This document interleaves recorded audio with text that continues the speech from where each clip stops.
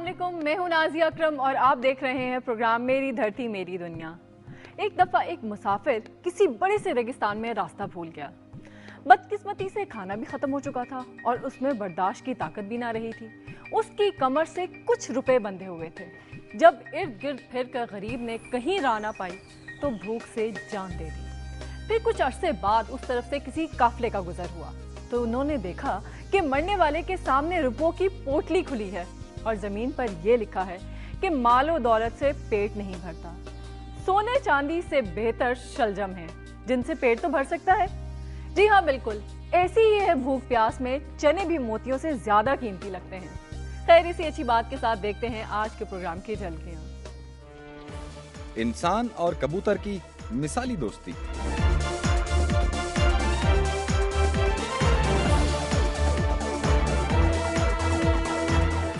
बताएंगे अपने शहर का हामिद अली खान।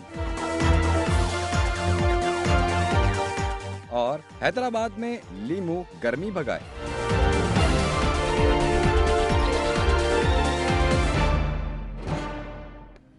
वैसे कबूतरबाजी भी क्या खेल है। सारी मेहनत बेचारे कबूतर को करनी पड़ती है और इनाम ले जाता है मालिक। कबूतरों से भी वैसे इंसान ने क्या क्या काम लिए हैं। कभी उसे डाकिया बना दिया गया, फिर उसे उड़न मुकाबलों में हिस्सा लेना पड़ा और अब उसे लटकने मचकने को भी कहा जा रहा है। और वैसे कबूतर ने भी ना तमाम काम कमाल जिम्मेदारी से किए।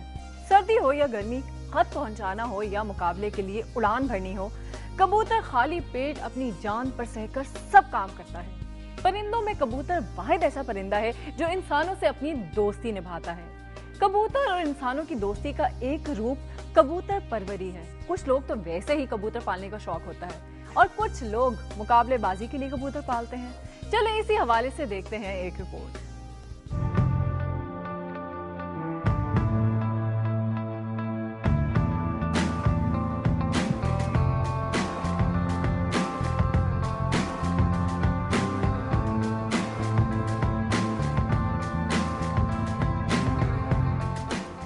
कबूतर एक खूबसूरत परिंदा और इससे मोहब्बत का जज्बा उससे भी ज्यादा खूबसूरत है।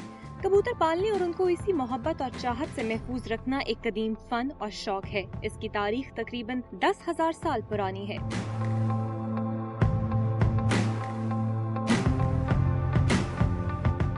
इस परिंदे को पालने के लिए एक खास किस्म का पिंजरा तैयार किया जाता है जिसमें हर रोज इनको उड़ाया जाता है और हर शाम उनके वापस आने का इंतजार किया जाता है।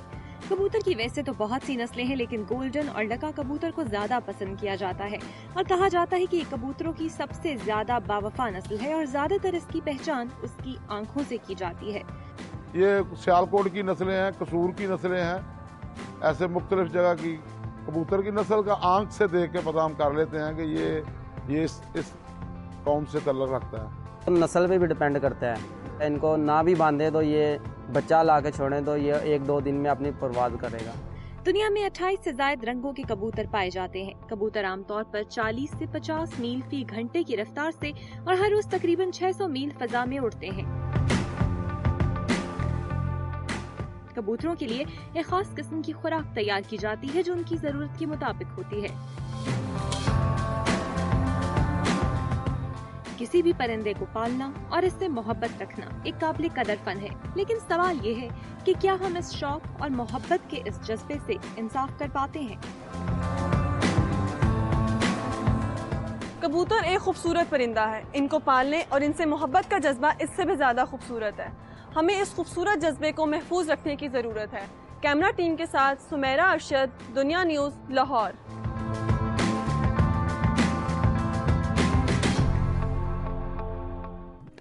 अल्लाह तौबा, वैसे क्या जमाना आ गया है।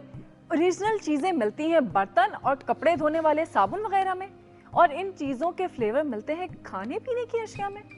हाँ तो और क्या, बर्तन धोने वाले साबुन में असली लीमू का इस्तेमाल का दावा किया जाता है और आइसक्रीम और मशरूबात में सिर्फ लीमू के फ्लेवर डालकर ही टरखा दिया जाता है। खैर, बात हो रही थी लीमू की, तो जी जनाब, असली लीमू सिर्फ साबुन में नहीं मिलता बल्कि सब्जी वाली दुकान से भी मिल जाता है और इसके बहुत सारे फायदे भी हैं। इसी हवाले से देखते हैं अरफान अराई की ये रिपोर्ट। गर्मी हाय गर्मी, सूरज के गर्मी बरसाते ही हर शख्स ठंडे मशरूबात की जानिब दौड़ पड़ता है। गर्मी में रंग बिरंगे मशरूबात के इस्तेमाल से इंसानी जिस्म पर मुज़र सेहत गैस्ट्रो की शक्ल में जाहिर होने का खदशा रहता है।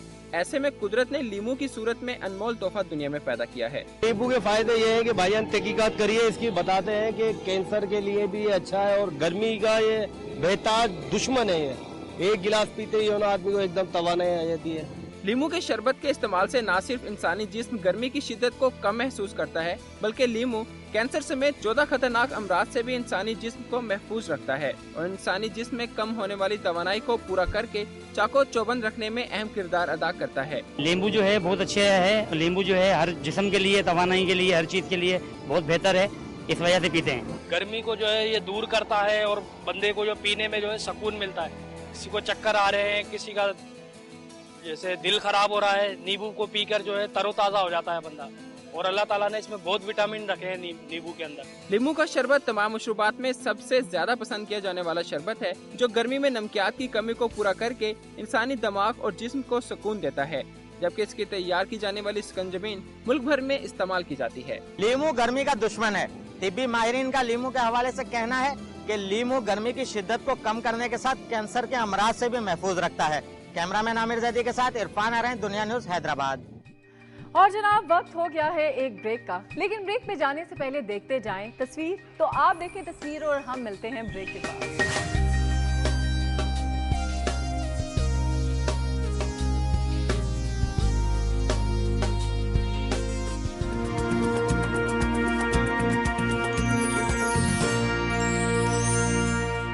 मेरी धरती मेरी दुनिया में वेलकम बैक जी। तो देख ली तस्वीर, अब हमें टेक्स्ट करके बता दें कि तस्वीर किस जगह की है। और हाँ, टेक्स्ट करते हुए अपना और अपने शहर का नाम लिखना मत भूलिएगा।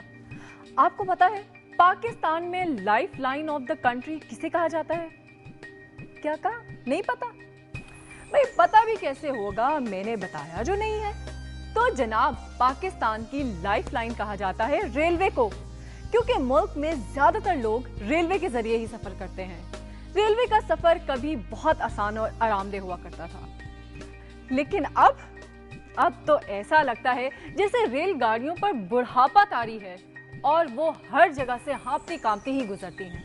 भाई जब रेलगाड़ियां बरसों पुरानी होंगी तो यही हाल होगा ना। यूं लगता है जैसे अब इस लाइफ लाइन में पहले जैसा दमखम नहीं रहा। खैर जो भी हो, मुझे तो आज भी ट्रेन का सफर करना बेहद पसंद है, लेकिन उन लोगों का क्या होगा जिनके लिए सफर कुछ खुशगवार नहीं रहा। शोरकोट में रेलवे की क्या हालत है, देखते हैं इस रिपोर्ट में। शोरकोट कैंट का रेलवे स्टेशन रेलवे जंक्शन होने की वजह से खसूसी अहमियत रखता है। शोरकोट कैंट रेलवे स्टेशन से टोबा टेक सिंह, फैसलाबाद, झंगटा, सरगोदा और पीर महल कमालिया के लिए रेलवे ट्रैक निकलते हैं, जहां से रोजाना हजारों मुसाफिर मुख्तलिफ ट्रेनों से सफर करते हुए अपनी मंजिल की तरफ रवां दवां रहते हैं।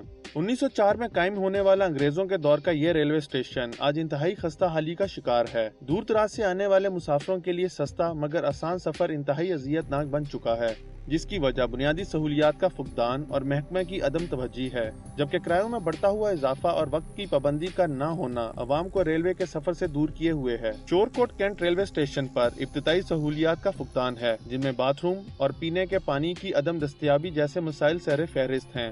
इस मुल्तान एक्सप्रेस में चढ़ा हूँ, लेकिन न इसमें पंखे चल रहे हैं, न पानी का कोई इंतजाम है, न कोई बिजली है, बुरा हाल है। हवा का कोई निकास नहीं है। ट्रेनों में किराए इसमें ज्यादा बढ़ गए हैं। अब इस ट्रेन का किराया अब क्लास ट्रेन के बराबर लिया जा रहा है इसका किराया, लेकिन इसमें कोई फैसिलिटीज नहीं है। ट्रेन का सही वक्त ते आਉਂਦੀਆਂ ਨੇ, एक बड़ी मुद्दत का बने हैं। शोरकोट कैंट रेलवे स्टेशन पर कायम रेलवे क्रॉसिंग पुल, जो कि 3 प्लेटफॉर्म्स के ऊपर से हिफाजती रास्ता था, वो भी खस्ता हाली के सबब गिराया जा चुका है और कई माह गुजर जाने के बावजूद इसकी दोबारा तामीर का काम शुरू नहीं किया जा सका। ये देखें हमारी माएँ बहनें कितनी परेशानी में खड़ी हैं। ये मीडिया को मैं दिखाना चाहता हूँ। वज़ीर आज़म पाकिस्तान सैयद यूसुफ रज़ा गिलानी साहब को बताना चाहता हूँ कि जब आप रेलवे के मिनिस्टर थे उस वक्त आपने ये हमारे शोरकोट कैंट में एक मस्जिद बनवाई थी। तो आज आप वज़ीर आज़म बने हैं तो इधर हमारे पानी का मसला बहुत ज्यादा है, पानी पीने के लिए नहीं है उसके बाद यहाँ पे बिजली का निज़ाम ठीक नहीं है रेलवे का। तीसरे नंबर पे ये हमारा एक पुल था जहाँ पे हमारी माएँ बहनें परेशानी की हालत में गुजरती थी। आज वो पुल जो है वो टूटा हुआ है, बिल्कुल ना कोई बंदा गुजर सकता है। चलो बंदे तो गुजर जाते हैं, औरतों के लिए बहुत बड़ा मसला बना हुआ है। पुल टूट फूट का शिकार होने की वजह से औरतें, बच्चे, बूढ़े लाइनें अबूर करने में इंतहाई दिक्कत का सामना करते हैं और ट्रेनों की आमदोरफ्त की वजह से ये लोग किसी भी बड़े हादसे की जद में आ सकते हैं। पाकिस्तान रेलवे इस वक्त शदीद ज़बूहाली का शिकार तो है, मगर फिर भी हुकूमती सतह और महकमाना सतह पर मुनासिब मनसूबा बंदी करते हुए अहम इक़दामात उठाए जाएं तो कोई शक नहीं कि यह ज़वाल पजीर इदारा मुल्क की तरक्की और खुशहाली का मजहर बन जाए और अवाम भी ट्रेनों के सफर को अज़सारे नौ तरजीह देना शुरू कर देंगे। वैसे जब से कैमरे वाले मोबाइल मुतारिफ हुए हैं ना, लोग अपने हर मोमेंट को कैमरे की आंख में महफूज कर लेना चाहते हैं और सिर्फ अपने ही नहीं बल्कि अपने आसपास कोई भी मजे का वाकया रोनुमा होते हुए देखते हैं तो वो उसे भी कैमरे में महफूज कर लेते हैं।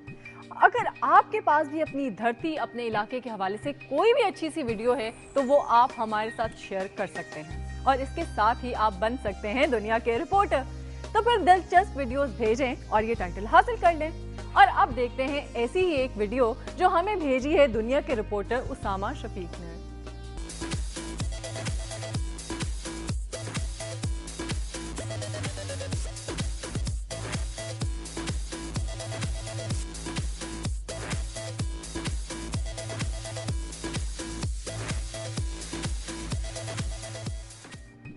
अब हमें लेनी है एक ब्रेक, लेकिन पहले मैं आपको बता दूं एक हिंट। तो जनाब, जो तस्वीर आपको दिखाई गई थी वो जगह है सियालकोट में। और अब लेते हैं एक ब्रेक, कहीं जाइएगा नहीं, हम वापस आते हैं।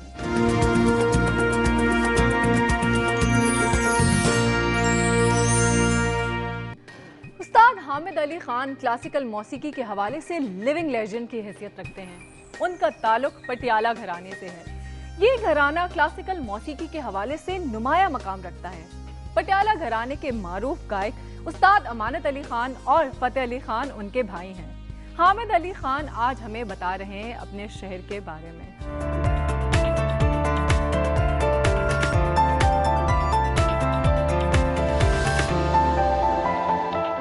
मैं लाहौरी हूँ और अंदरूनी शहर मुझे अभी तक याद है कि छोटी उम्र में जब हम वहाँ घर से बाहर निकलना तो वो फ्रूट की रेड़ियाँ लगी हुई हैं और पता नहीं क्या क्या, पूड़ी, हलवा और बहुत खाने पीने की चीज़ें थी उस ज़माने में। बड़ी बड़ी बिल्डिंगें थी, ऊंची ऊंची, 3-3, 4-4 मंजिल।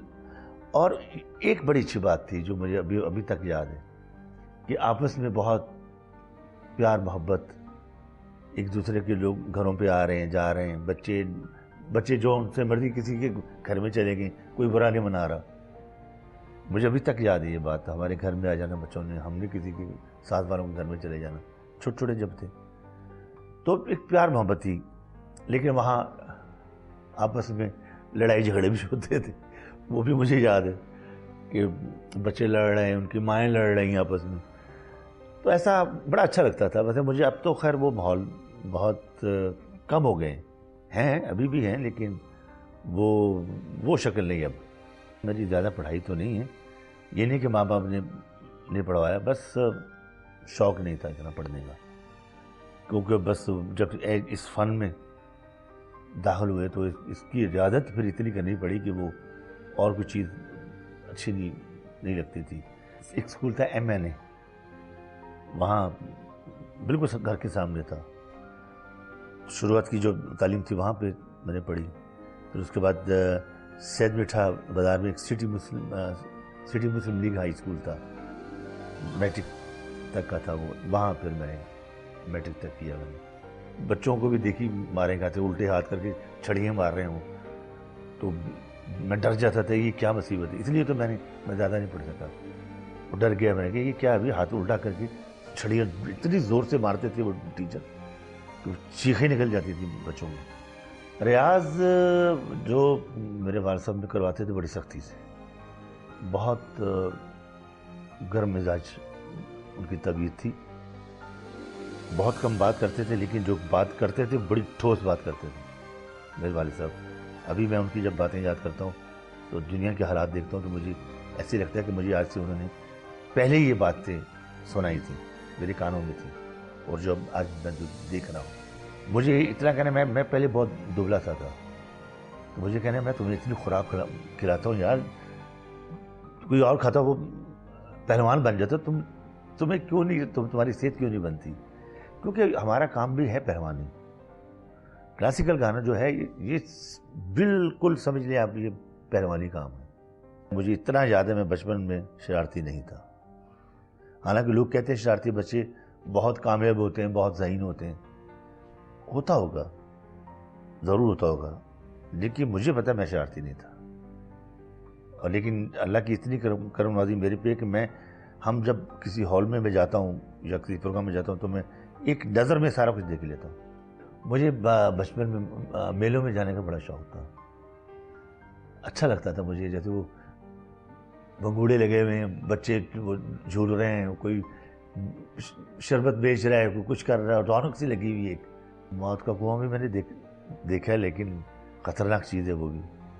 اور دوسری جو ایک عجیب قسم کی چیزیں ہیں کہ جی کوئی جانور ایسا ہے اس کی 3 ٹانگیں ہیں, اور باہر لکھا ہوا ہے, چاہے اندر وہ ہے یا نہیں ہے, لیکن وہ ایک شوق اچھا لگتا تھا. پتہ نہیں دیکھیں کیا ہے اس کے اندر, جو باہر لکھا ہوا ہے ایسا ہے بھی کہ نہیں. مجھے وہ وقت ابھی تک یاد ہے اپنا بچپن کا, پارٹی گیٹ کا. وہ پورا نقشہ میری آنکھوں میں ہے, لیکن اب وہ بہت بدل گیا ہوا ہے, بہت بدل گیا ہوا ہے. وہ پیار محبتیں نہیں رہی اب. لوگوں میں آپس میں ملنا, ایک دوسرے کا دکھ کو بانٹنا, اب وہ چیزیں نہیں ہیں. ہر آدمی اپنی اپنی بھاگ دوڑ میں ہے, جس کو دیکھو اپنی اپنی بھاگ دوڑ میں ہے. سب, ہم بھی, سب جتنے بھی, وہ چند لوگ اچھے ہوں گے جن پہ یہ دنیا قائم ہے اور چل رہی ہے. نہیں تو اب جو میں دیکھتا ہوں کہ ہر بندہ ٹینشن میں ہے. اس لیے ہم کہتے رہتے ہیں کہ میوزک, اچھا میوزک سنیں, اس سے پیار کریں. آپ کی ٹینشن کچھ عرصے کے لیے وہ ختم ہوگی. یہ میوزک ایسی چیز ہے, اس میں بہت کچھ دیکھتا ہوں میں, مجھے تو بہت کچھ نظر آتا ہے. میں یہ نہیں کہتا کہ میں کوئی درویش ہوں یا کہ بزرگ ہوں, ایسی بات نہیں ہے, لیکن ایک فیل ہوتا ہے کہ یہ بہت بہت بڑی چیز ہے اور اس کا تعلق قدرت کے ساتھ ہے.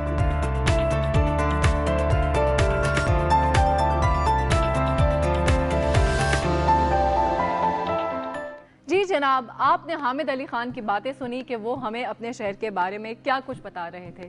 اب وقت ہے ہمارے سیگمنٹ وجہ تسمیہ کا. اس سیگمنٹ میں ہم آپ کو بتاتے ہیں کہ شہروں کا نام اور جگہوں کا نام کس وجہ سے پڑا. تو جناب, چشتیاں بہاول نگر کا ایک بڑا قصبہ اور تحصیل ہے. اس قصبے میں ایک بزرگ ہوا کرتے تھے جن کا نام تھا بابا تاج الدین سرور چشتی. اسی وجہ سے اس قصبے کا نام چشتیاں پڑ گیا. بابا تاج الدین سرور چشتی حضرت فرید الدین گنج شکر کے پوتے تھے. ان کا مزار بھی یہی ہے. ان کا عرس ہر سال ذی الحج کے مہینے میں ہوتا ہے. اس موقع پر ہزاروں عقیدت مند چشتیاں آتے ہیں. یہاں ایک اور بڑے صوفی بزرگ خواجہ نور محمد مہادری کا مزار بھی ہے. چشتیاں غلے اور کپاس کی بڑی منڈی ہے. اور اب وقت ہو گیا ہے تصویر کا. تو آپ کو پروگرام کے آغاز میں جو تصویر دکھائی گئی تھی وہ گردوارہ کرتار پور کی ہے. گردوارہ کرتار پور صاحب بھارتی سرحد سے 1.5 کلومیٹر دور ڈیرہ بابا نانک کے پاس پاکستانی علاقے میں واقع ہے. یہ سکھوں کا مذہبی مقام ہے. اس مقام پر سکھوں کے پیشوا بابا گرو نانک نے اپنا جو ٹھکانہ بنایا تھا وہ دریائے راوی میں آنے والے سیلاب کی وجہ سے تباہ ہو گیا تھا. موجودہ گردوارہ راجہ رنجیت سنگھ نے تعمیر کرایا تھا. سکھوں کا مطالبہ ہے کہ بھارت سے آنے والے سکھ یاتریوں کے لیے بھارتی بارڈر سے گردوارے تک کا راستہ کھول دیا جائے اور سکھ یاتریوں کو بغیر ویزے کے پاکستان آنے دیا جائے, کیونکہ یہ بھارت میں موجود ڈیرہ بابا نانک سے صرف 1.5 کلومیٹر کے فاصلے پر ہی تو ہے. بھارت میں موجود ڈیرہ بابا نانک سے گردوارہ کرتار پور بآسانی دیکھا جا سکتا ہے. تو جناب, یہ تھا آج کا پروگرام. آپ کو کیسا لگا ہمیں ضرور بتائیے گا. ہمیں آپ کے فیڈ بیک کا انتظار رہے گا. اب ہمیں اجازت دیں, پھر حاضر ہوں گے نئی باتوں کے ساتھ, نئی معلومات کے ساتھ. تب تک کے لیے اللہ حافظ.